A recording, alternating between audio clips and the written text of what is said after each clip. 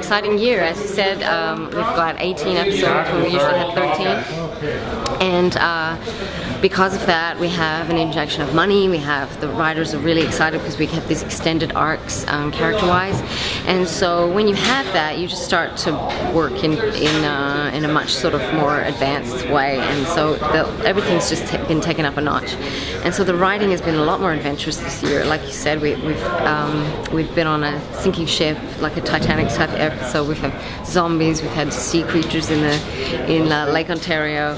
We're going into all these areas which I know our audience, who's very much, they have a particular sensibility. They love it when we stretch the truth and really go out there. And everything always is proven. We always find out what the truth is, but we can stretch things in all kinds of directions, and I think that's one of the exciting things that's happening this year.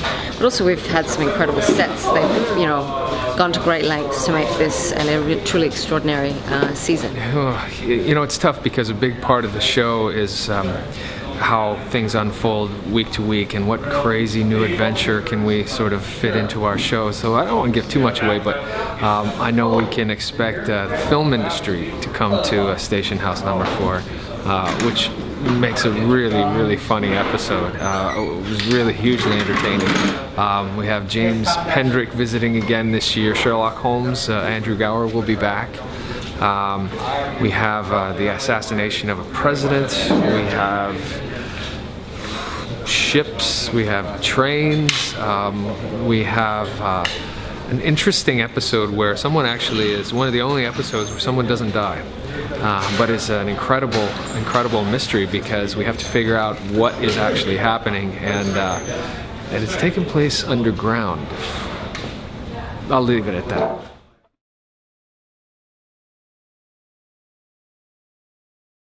It is true that this season is a very exciting one for the relationship, for Gilliam, as we're now being called online, because again, we have a really long arc, but this is the first time after season 6 that things have been sorted out, and we have a great episode where we deal with Gillies and finally put that whole storyline to rest so that we're free to be together. And so the arc then turns into a romantic one, and all these old feelings are ignited, and so it's very much like a revisiting of the original romantic spark, and so the audience will find that really fun, and it's very romantic, and they will be very excited about what happens at the end of season 7. That's all I can say.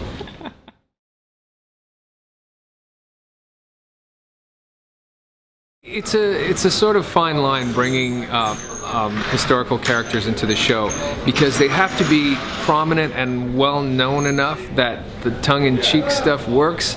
Otherwise, it's like, who is this guy? And we have to be careful of making sure that all segments of our audience are entertained.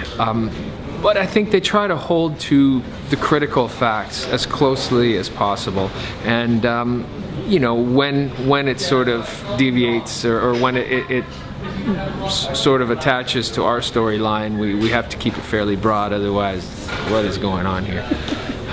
But I think the writers do an incredible job of that.